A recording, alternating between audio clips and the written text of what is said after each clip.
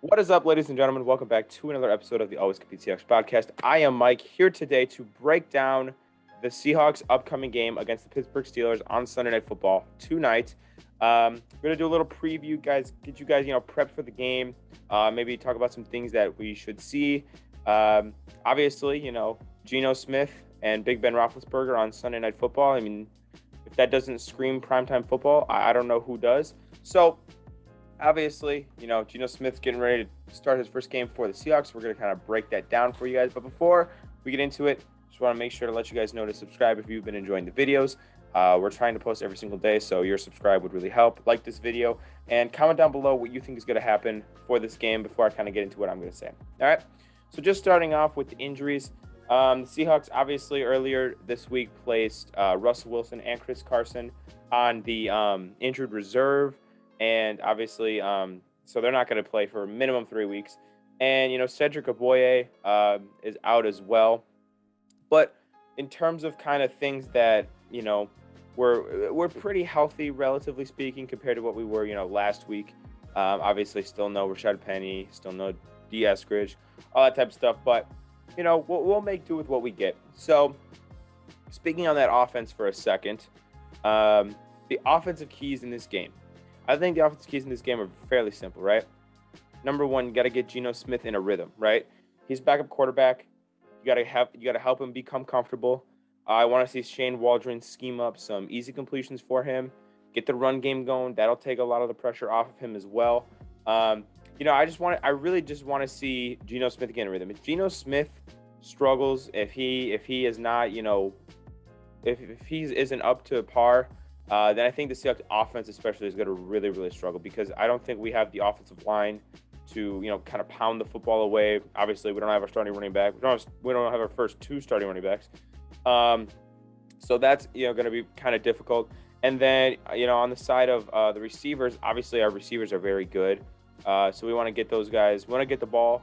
We want to get them the ball in space. Obviously, we don't need to see Geno Smith throw these moon balls that he throws to Tyler Lockett, which are beautiful. But just get them the ball in space, and they'll make plays. So that'll be my offensive keys.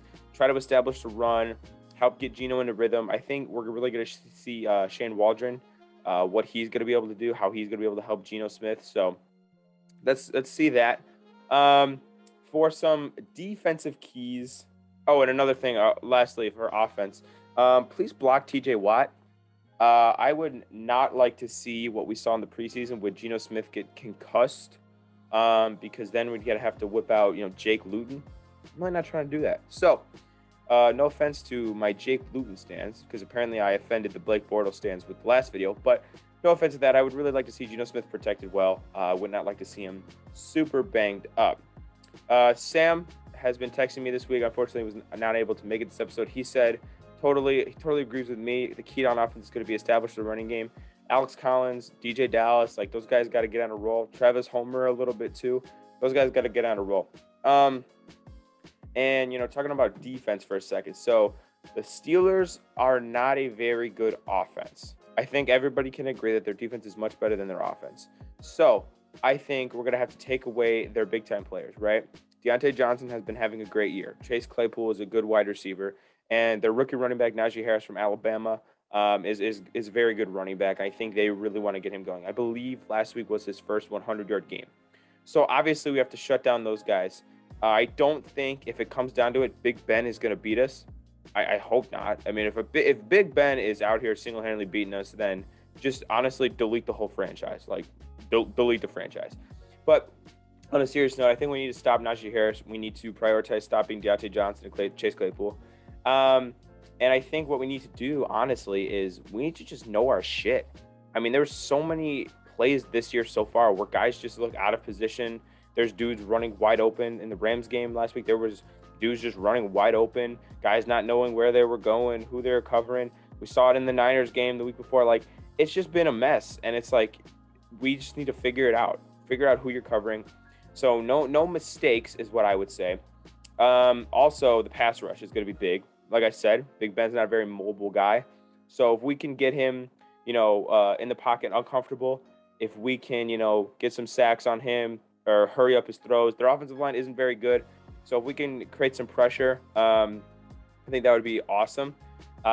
Me and Sam love Darrell Taylor. Sam actually texted me that one of his predictions was that Darrell Taylor's going to have 2 sacks, which I would absolutely love. So let's get some pressure. And then Sam said for his defensive keys, wants to get off the field on 3rd down. Totally agree. Our defense has been fairly good on 3rd down, but we need to be good. We're gonna have to be really good. So we're gonna need to get off the field on 3rd down. So those are our defensive keys. Now for some things that we want to see in this game, right? So some of the things that we want to see. Number 1, I want to see Shane Waldron pick it up. I want to see him be the guy he was meant to be when we brought him in. The offensive guru, Sean McVay prodigy, right? I want to see motions. I want to see some play actions. Geno's an athletic guy. He can roll out a little bit. I'm not saying he's going to, do his voodoo magic in the backfield and avoid a sack like Russ can, but he can run around a little bit, maybe get him going on some naked boots or whatever. That's what I want to see from Shane Waldron. I want to see no more penalties. The penalties have been killer this year. I don't want to see no more stupid penalties. And I want to see assignment sound defensively. I think we have the talent on defense to be a good defense. Right now, we're a really bad defense. And I just think that, we just need to play to our assignments and then we should be fine. So that's what I want to see. And we're going to talk about some key players here. I think it goes without saying that Geno Smith is the biggest key player. He's the biggest question mark for Seattle. He has not started in over 4 years, and I believe then he only started a game, and he really hasn't played meaningful football since 2014, which is crazy. Which, if you think about it, here's a little conspiracy for you guys, for you conspiracy theory nuts.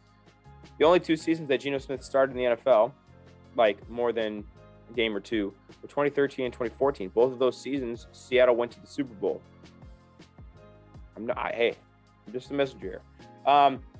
Obviously, Geno Smith is the biggest question mark. He is the biggest key player. I think really we're going to see if Geno sucks, we're going to suck. If Geno's good, I think we have a chance to win for sure. Offensively is definitely Geno. I think defensively, I'm going to say Sidney Jones.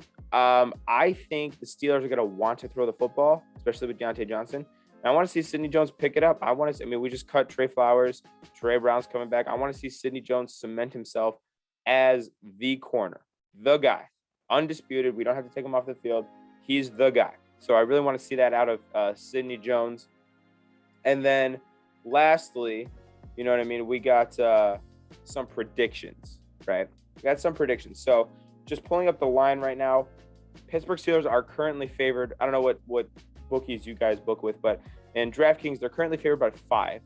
And, we say this every week. We say, hey, this isn't gambling advice, which it's not. It never is, and it never will be. But Seattle under Pete Carroll and Russell Wilson, which we don't have now, is always good on primetime. And I don't think Big Ben is that scary. And the Steelers defense, as good as their front 7 is, I don't think their secondary is that good. Minka has been struggling this year, and I don't think their corners are too hot. So you know what? I'm going to go ahead and say bet Seahawks money line. But don't bet it because I said it. It's not gambling advice. But if you're going to listen to me and do what I do, bet Seahawks money line. That's what I'm going to say. I think my final score prediction is going to be 24-20. I'm going to go 24-20 Seahawks, which is Sam agrees with me, which is awesome. You know what I mean? I think Darrell Taylor has a big day. I think Sidney Jones. We need to get a pick. I think we get a pick also. I think Geno Smith raises a lot of eyebrows because the whole country is going to be watching it Sunday Night Football. I think Geno raises eyebrows and says, "Wow, this guy, he can compete. He can be a quality quarterback." Because that's what every good backup is supposed to do. Every good backup is supposed to come in and be serviceable for 3-ish weeks, right? So I think the Seahawks win this game. Let me know what you guys think down below. This game's going to start in about 3 hours. Let me know, and I will talk to you guys later. See you.